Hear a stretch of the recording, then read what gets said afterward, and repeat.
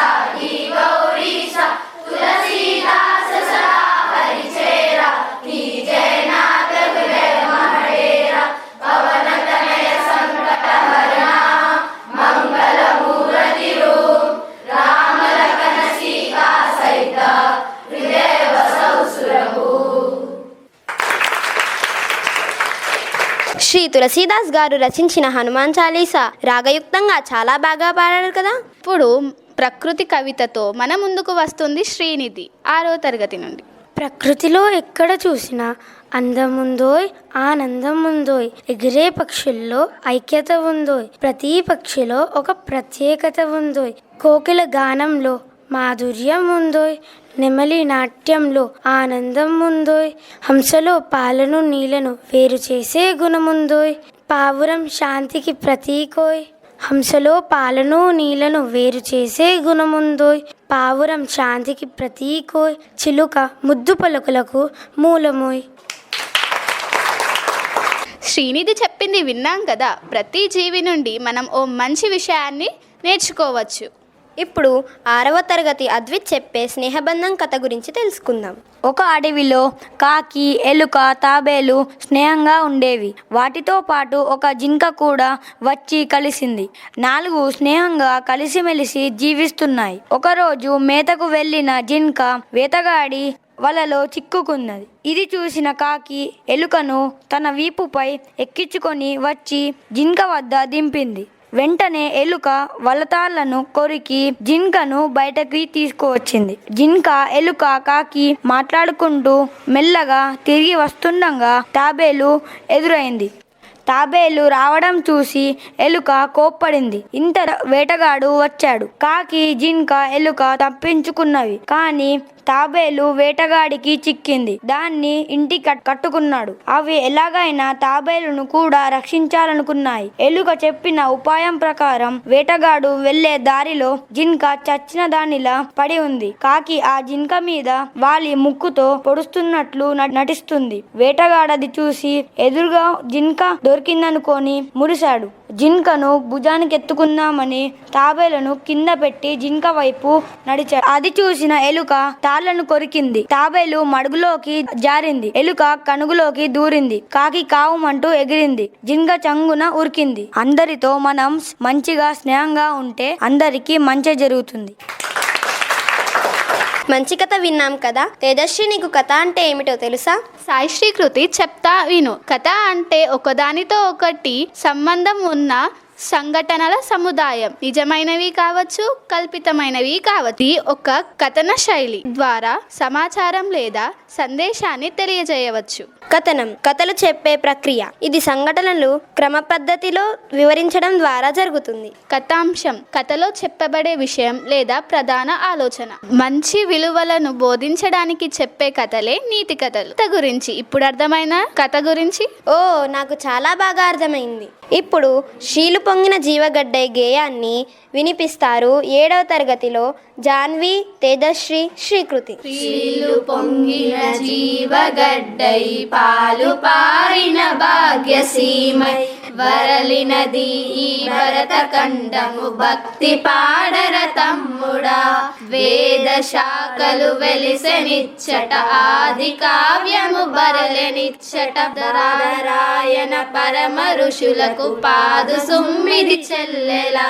విపున బంధుర వృక్ష వాటిక ఉపనిషన్మదు ఒలికెనిచ్చట. విపుల తత్వము విస్తరించిన విమల తలమే తమ్ముడా. శూద్రయుగముల శుద్ధ వాసన క్షేత్రయుగముల శౌర్య చండిమ చిత్రదాస్యము చరిత్రలు చెరిగిపోయెను చెల్లెలా. మేలి కిన్నెర మేలవించి రాలు కరగగరాగమెత్తి పాల తీయని బావి భారత పదము పాడర తమ్ముడా. నవరసములు నాట్యమాడగ చివురు పలుకులు చెవుల బింబ కవిత విరలిన కామ హృదయుల గారవించవ చెల్లెలా. దేశ గర్వము దీప్తి చెందగ దేశ చరితము తేజరిల్లగ. దేశ మరసిన ధీర పురుషులు తెలిసి పాడర తమ్ముడా. వేయుల పదను కత్తులు మండి మెరిసిన మహిత కథ ఖండగలచిన తెలుగులు రాసి పాడవే చెల్లెలా.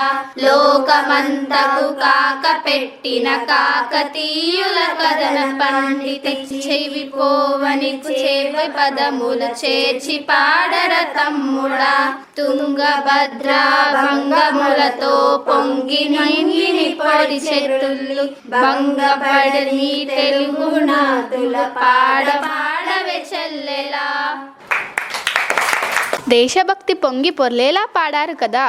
కథలంటే మనకు చాలా ఇష్టం కదా. మరి ఇప్పుడు రామయ్య సాహసం అనే కథ విందాం. అనగనగా ఒక ఊరిలో రామయ్య అనే రైతు నివసించేవాడు. రామయ్యకు ఒక ఆవు మరియు ఒక పొలం తప్ప మరేమీ ఉండేవి కాదు. ఇవే రామయ్య జీవనాధారం. ఒకరోజు రామయ్య ఆవు అనారోగ్యం పాలయ్యింది. రామయ్య చాలా బాధపడ్డాడు. అలా బాధపడుతూ ఊర్లోకి వెళ్ళినప్పుడు తన స్నేహితుడు కలిసి ఏమైంది అని అడిగాడు. అప్పుడు తన సమస్యను తన స్నేహితుడికి చెప్పగా తను కొండ మీదున్న మునిని కలవమని సలహా ఇచ్చాడు. వెంటనే రామయ్య మునిని కలిసి తన సమస్యను చెప్పాడు. ముని ఇలా అన్నాడు, నాయనా, నీ ఆవుకి ఒక ప్రత్యేకమైన మూలిక అవసరం, కానీ అది కొండ వెనక లోయలో ఉంది.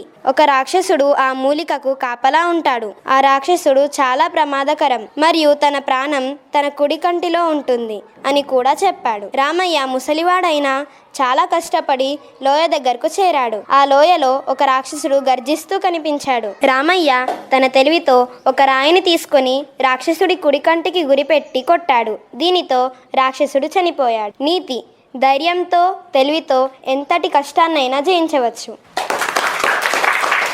ధైర్యంతో, సాహసంతో ఎంతటి కష్టంలో నుంచైనా బయటపడవచ్చు అనే మంచి కథ విన్నాం కదా ఫ్రెండ్స్. శ్రీకృతి పద్యం చెప్తుంది, విందాం. ఏ ప్రపుల సుమంబుల ఈశ్వరులకు పూజ నర్పితినో యోను పూర్వమందు కలిగయేని పునర్జన్మ కలుగుగాక మధుర మధురము తెలుగున మాతృభాష.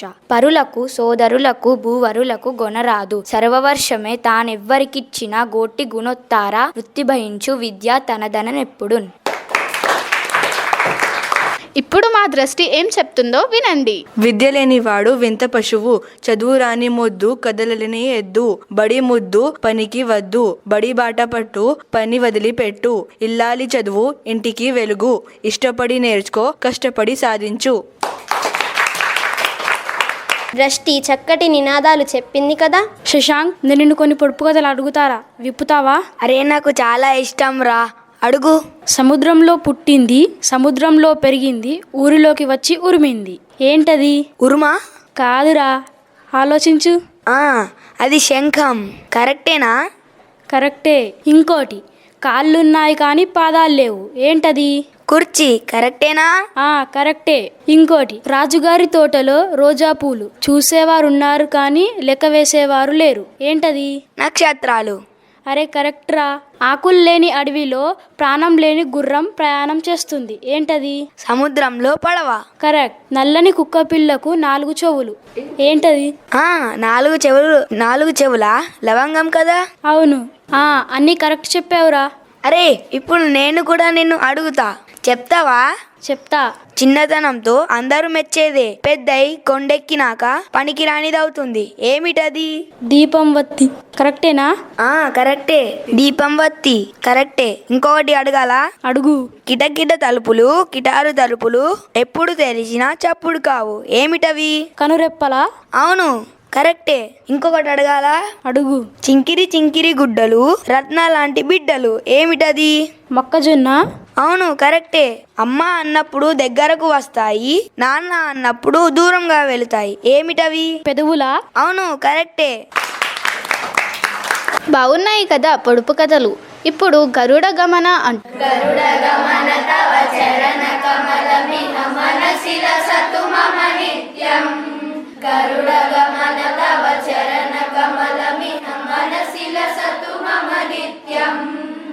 మనసిల సతు మమ నిత్యం మమ తాపమపా గురుదేవా మమ పాపమపా గురుదేవా మమ తాపమపా గురుదేవా మమ పాపమపా గురుదేవా జల జలయన విధినము చిర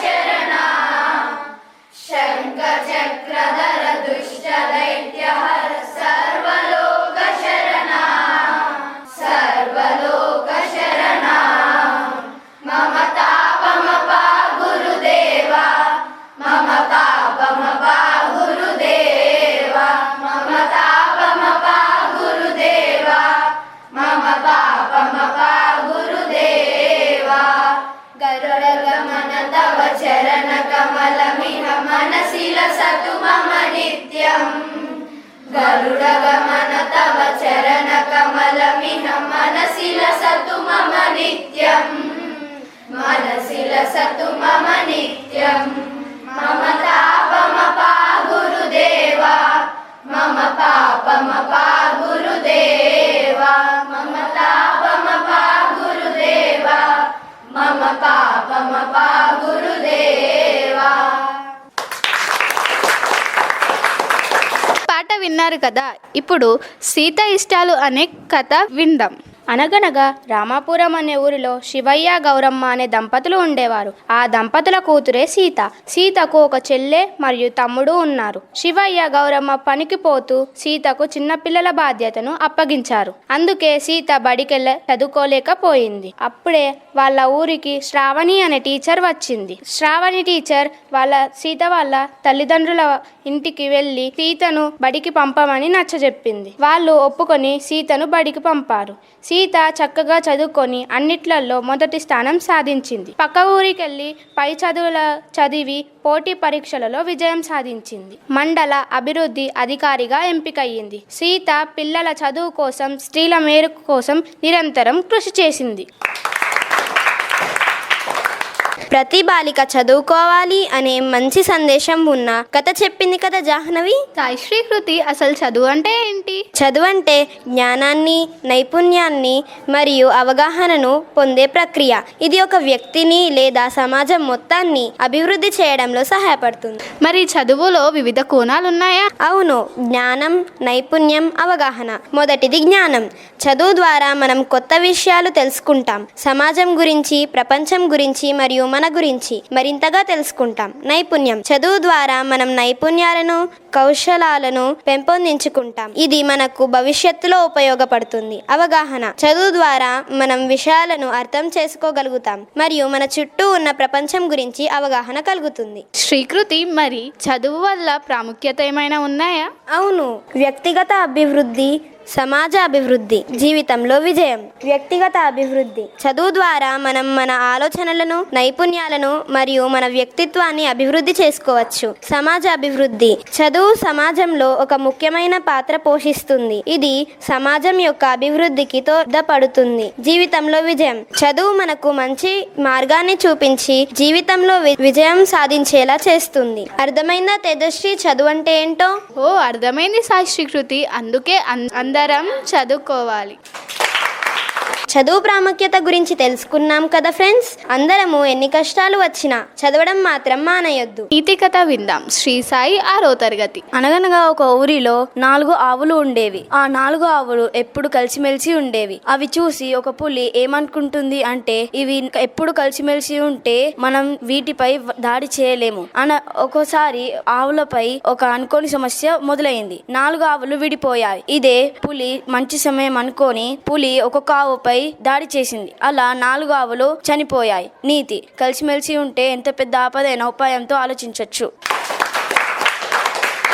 అందుకే ఫ్రెండ్స్, కలిసి ఉంటే కలదు సుఖం. గురుని పూజ అనే గురు గురించి పాట విందాం. గురుని పూజ బ్రహ్మానందము, గురుని సేవ మోక్ష మార్గము. గురుని పూజ బ్రహ్మానందము, గురుని సేవ మోక్ష మార్గము. గురువే జ్ఞానము, గురువే జ్ఞానము, గురువే ధ్యానము, గురువే దైవము. గురుని చరణము మంగళకరము, జీవన ముక్తికి గురువే మార్గము. గురుని పూజ బ్రహ్మానందము, గురుని సేవ మోక్ష మార్గము. గురు గోపాలుడు, గురు గోవిందుడు, గురు పరబ్రహ్మ, గురు పరమేశుడు. అనుదిన జపము గురుని నామము, గురుని సేవ మోక్ష మార్గము. గురుని సేవ మోక్ష మార్గము గురు మేర పూజ గురు గోవింద గురు మేర పర బ్రహ్మ గురు భగవంత. చక్కని పాట విన్నాం కదా, అందుకే అంటారు గురు బ్రహ్మ గురు విష్ణు గురుదేవో మహేశ్వర అని. ఇప్పుడు ఋషిక్ సాయి శ్రీకృతుల సంభాషణ విందాం. నాకెంత కోపం వస్తుందో. అరే ఎందుకురా అంత కోపం? తన కోపమే తన శత్రువు అని టీచర్ చెప్పలేదా? నాకు కోపం వస్తుంది, అన్ని కథలు చెప్పకు. రే కోపం వల్ల చాలా నష్టాలుంటాయిరా. మస్తు చెప్పినావు. ఏంటి అది? ఏంటా నష్టాలు? కోపం అనేది ఒక సాధారణ భావోద్వేగం, కానీ అది అదుపు తప్పితే మన శారీరక మానసిక ఆరోగ్యంపై చాలా ప్రతికూల ప్రభావాలు చూపిస్తుంది, సంబంధాలను దెబ్బతీస్తుంది మరియు అనవసరమైన గొడవలకు దారితీస్తుంది. కోపం వస్తే ఆరోగ్యం పాడవుతుందా? అవును, శారీరక ఆరోగ్యం మానసిక ఆరోగ్యం రెండు దెబ్బతింటాయి. శారీరక ఆరోగ్యం BP, sugar, heart problems, digestive problems కోపంతో వస్తాయి. ఇప్పుడు నీకు కోపంతో తల కూడా నొస్తుంది కదా? ఇప్పుడు నాకు నిజంగానే తలనొస్తుంది. అవును, కోపం వస్తే తలనొస్తుంది, అలాగే నిద్ర కూడా పట్టదు. కోపంతో మన మెంటల్ హెల్త్ కూడా పాడవుతుంది. అవునా? ఏందది? ఆందోళన, నిరాశ, ఒత్తిడి మరియు ఇతర మానసిక రుగ్మతులు వచ్చే అవకాశం ఉంది. అనియంత్రిత కోపం వల్ల స్వీయ విశ్వాసం మరియు ఆత్మగౌరవం తరిగిపోతాయి. కోపం వల్ల నీ స్నేహితులు కూడా నీకు దూరం అవుతారు. అబ్బా, ఇప్పుడు తెలిసింది తల్లి, కోపం వల్ల ఎన్ని అనార్థాలు. నా కోపం కూడా పోయింది. ఎప్పుడు నవ్వుతూ ఉండాలి, కోపంతో ఉండద్దు. ఇంతవరకు బాలభారతి బాలల కదంబ కార్యక్రమంలో Vasudha high school, Gurbabadi road, Krishna temple line, Dubba, Nizamabad విద్యార్థుల బాలభారతి బాలల కదంబ కార్యక్రమం విన్నాం. ధన్యవాదాలు.